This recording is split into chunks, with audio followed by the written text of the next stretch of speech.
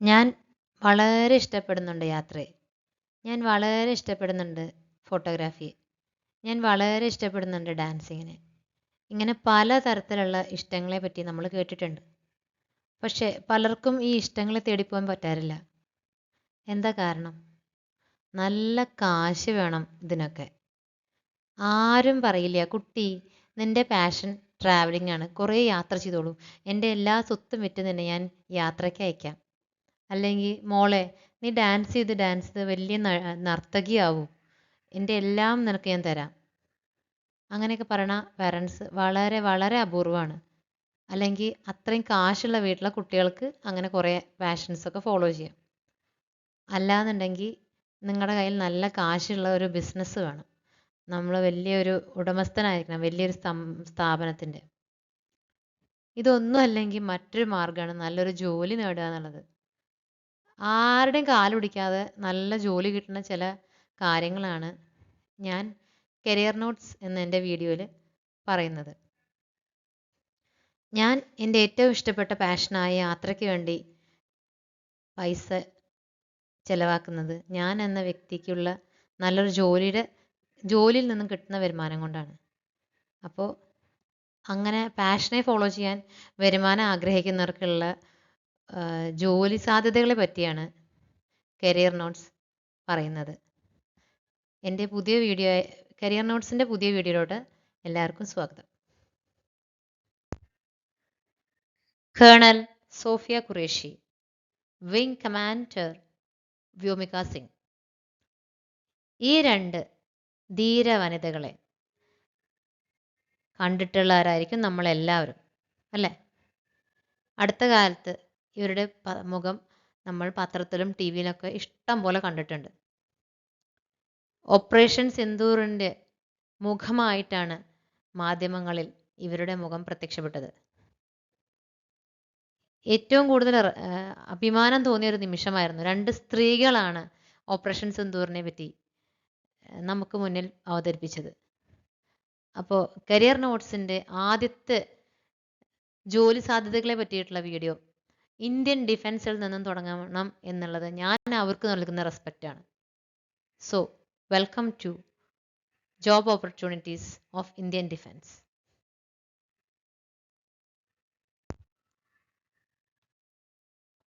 Indian armed ഫോഴ്സസിന് 4 പ്രധാനപ്പെട്ട ബ്രാഞ്ചുകളുണ്ട്. 1 Indian army, 2 Indian navy, 3 Indian air force, 4 Indian coast guard. വായു, കടൽ, കര മുതലായവയാണ് ഈ 4 ബ്രാഞ്ചസ് പ്രൊട്ടക്റ്റ് ചെയ്യുന്ന ഏരിയകൾ.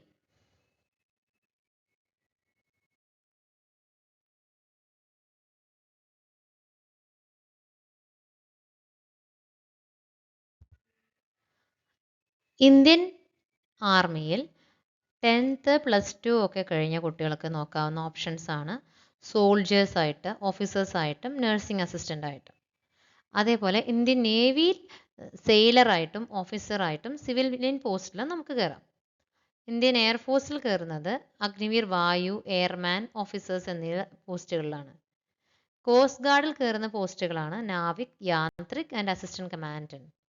ഇതിനെ പറ്റിയിട്ടുള്ള കൂടുതൽ വിവരങ്ങളാണ് ഇനിയുള്ള ഭാഗങ്ങളിൽ പറയുന്നത്.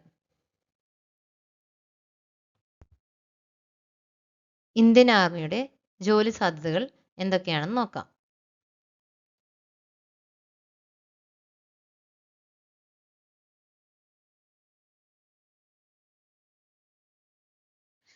ഇന്ത്യൻ ആർമിയിലെ സോൾജർ ലെവൽ എൻട്രികളെ പറ്റിയിട്ടുള്ള വിവരങ്ങളാണ് ഈ ചാർട്ടിൽ ഉൾപ്പെടുത്തിയിട്ടുള്ളത്. അഗ്നിവീർ ജനറൽ ഡ്യൂട്ടി, അതിന് 10th പാസ്സായിട്ടുണ്ടാവണം, 45% അഗ്രിഗേറ്റ് മാർക്ക് ഉണ്ടായിരിക്കണം.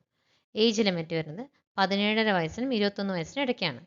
അഗ്നിവീർ ടെക്നിക്കൽ 12th പാസ്സായിട്ടുണ്ടാവണം with physics, chemistry and mathematics, അതല്ലെങ്കിൽ ITI അല്ലെങ്കിൽ ഡിപ്ലോമ കഴിഞ്ഞിട്ടുണ്ടായിരിക്കണം.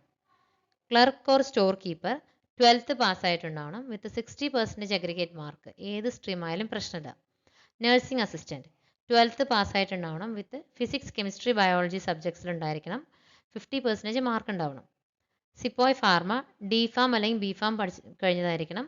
അലോങ് വിത്ത് ദാറ്റ് രജിസ്ട്രേഷനും നിർബന്ധമാണ്, ഫാർമസി രജിസ്ട്രേഷൻ. ട്രേഡ്സ്മാൻ അതിന് 10th അല്ലെങ്കിൽ 8th പാസ്സായാൽ മതി. സിമ്പിൾ പാസ് മാർക്ക് മതി. പക്ഷേ 33% മാർക്ക് ഓരോ സബ്ജക്റ്റിലും ഉണ്ടായിരിക്കണം. അടുത്ത ഓപ്ഷനാണ് വുമൺ മിലിറ്ററി പോലീസ്. 10th പാസ്സായിട്ടുണ്ടായിരിക്കണം വിത്ത് 45% അഗ്രിഗേറ്റ് മാർക്ക്. എല്ലാത്തിൻ്റെയും ഏജ് ബാർ വരുന്നത് 17.5 വയസ്സിനും 21 വയസ്സിനും ഇടയ്ക്കാണ്.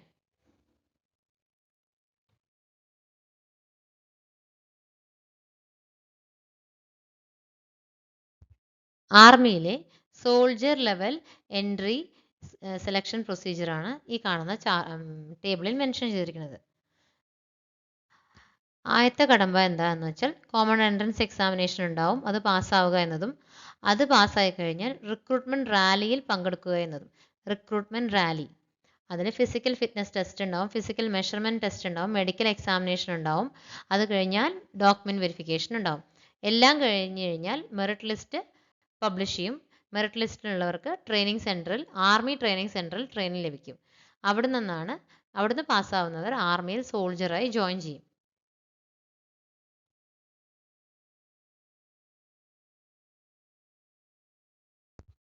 നമ്മളിപ്പോൾ കേട്ടത് സോൾജർ ലെവൽ എൻട്രികളെ പറ്റിയിട്ടുള്ള ഇൻഫർമേഷനാണ്. ഇനി പറയുന്നത് ഓഫീസർ ലെവൽ എൻട്രികളെ പറ്റിയിട്ടുള്ള ഇൻഫർമേഷനാണ്.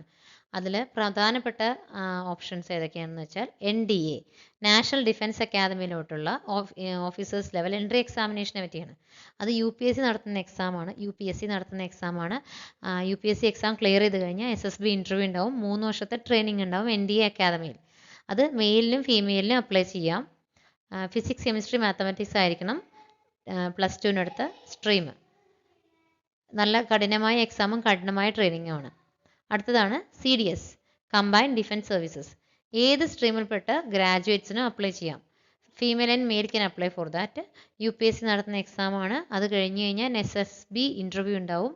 അത് കഴിഞ്ഞാൽ അവർക്ക് മിലിറ്ററി അക്കാദമീസിലോ ഓഫീസേഴ്സ് ട്രെയിനിങ് അക്കാദമിയിലോ ഒക്കെ അഡ്മിഷൻ ആവും. അഡ്മിഷൻ ആവുകയെന്ന് വെച്ചാൽ നമ്മൾ അവിടെ ഓഫീസേഴ്സായിട്ട് കയറുന്നു. അവിടുത്തെ ട്രെയിനിങ് കണ്ടക്ഷൻ കഴിഞ്ഞ് കഴിഞ്ഞാൽ നമ്മൾ പാസ്സായി കഴിഞ്ഞാൽ നമ്മൾ ഓഫീസേഴ്സായിട്ട് ആർമിയിൽ ജോയിൻഡ് ആയി എന്നാണ് അർത്ഥം. അടുത്ത ഓപ്ഷനാണ് ടെക്നിക്കൽ എൻട്രി സ്കീം. +2-ന് 70% mark with physics chemistry mathematics ഉള്ള ഒരു കുട്ടിക്ക് അപേക്ഷിക്കാവുന്ന ഓപ്ഷനാണത്. ഡയറക്റ്റായിട്ട് SSB ഇൻ്റർവ്യൂ ആണ് അതിന് ഉള്ള ഫസ്റ്റ് സ്റ്റെപ്പ്. അത് അറ്റൻഡ് ചെയ്ത് കഴിഞ്ഞാൽ അത് കിട്ടിക്കഴിഞ്ഞാൽ 4 ഇയേഴ്സ് എഞ്ചിനീയറിംഗ് ട്രെയിനിങ്ങിനാണ് അവരെ അലോക്കേറ്റ് ചെയ്യുന്നത്. എഞ്ചിനീയറിംഗ് ഓഫീസേഴ്സായിട്ടാണ് അവരെ അലോക്കേറ്റ് ചെയ്യുന്നത്. അടുത്ത ഓപ്ഷനാണ് ടെക്നിക്കൽ ഗ്രാജുവേറ്റ് കോഴ്സ്. അതായത് എഞ്ചിനീയറിംഗ് ഡിഗ്രി ഉള്ള ഒരു കുട്ടിക്ക് 20 മുതൽ 27 വയസ്സ് വരെയാണ് പ്രായപരിധി എങ്കിൽ ആൺകുട്ടികൾക്ക് മാത്രം ഡയറക്റ്റ് SSB ഇൻ്റർവ്യൂ അറ്റൻഡ് ചെയ്യാം. അത് കഴിഞ്ഞ് അവർക്ക് ഇന്ത്യൻ മിലിറ്ററി അക്കാദമിയിൽ അഡ്മിഷൻ ലഭിക്കും. അടുത്തത് ഷോർട്ട് സർവീസ് കമ്മീഷൻ. ഏത് സ്ട്രീം ഗ്രാജുവേഷൻ ആണെങ്കിലും കുഴപ്പമില്ല, എഞ്ചിനീയറിംഗ് ആണെങ്കിലും കുഴപ്പമില്ല. മെയിലിനും ഫീമെയിലിനും അപ്ലൈ ചെയ്യാം. 19 മുതൽ 27 വയസ്സ് വരെയാണ് പ്രായപരിധി. 10 മുതൽ 14 വർഷം വരെ നീണ്ടു നിൽക്കുന്ന ഷോർട്ട് സർവീസ് കമ്മീഷനിങ്ങിനാണ് അവരെ അലോക്കേറ്റ് ചെയ്യുന്നത്. അവരുടെ അലോക്കേഷൻ കഴിഞ്ഞ് കഴിഞ്ഞാൽ അത് പിന്നീട് ഓഫീസേഴ്സ് ട്രെയിനിങ് അക്കാദമിയിൽ അവർക്ക് പരിശീലനം ലഭിക്കും. അപ്പോൾ പ്രധാനപ്പെട്ട ഓഫീസർ എൻട്രി മോഡ്സ് ആണ് ഇപ്പോൾ പറഞ്ഞ NDA, CDS, TES, TGC and SSC. ഇതൊക്കെ നമുക്ക് വിശദമായിട്ട് അറിയാൻ നമുക്ക് ഗൂഗിളിൽ ഇൻഫർമേഷൻസ് അവൈലബിൾ ആണ്.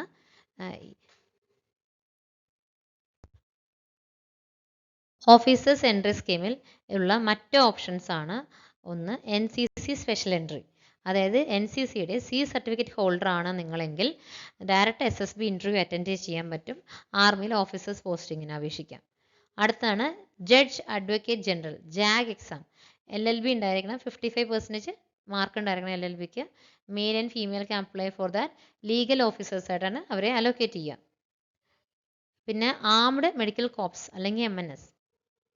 ഇതിൽ MBBS അല്ലെങ്കിൽ BSc നഴ്സിംഗ് കഴിഞ്ഞവരെ സെലക്ട് ചെയ്യുന്ന ഒരു എക്സാമാണ്. ഇത് മെഡിക്കൽ പ്രൊഫഷണൽസിന് വേണ്ടിയിട്ടുള്ളതാണ്. ഡോക്ടേഴ്സ്, നഴ്സുമാരൊക്കെ ഉണ്ടാവില്ലേ, അവർക്ക് വേണ്ടിയിട്ടുള്ളതാണ് ഈ എക്സാം. ഇത് അലോക്കേറ്റ് ആയിക്കഴിഞ്ഞാൽ അവർ ആർമി മെഡിക്കൽ കോളേജിൽ ട്രെയിനിങ് എടുത്ത ശേഷം ഓഫീസേഴ്സായിട്ട് ജോയിൻ ചെയ്യും.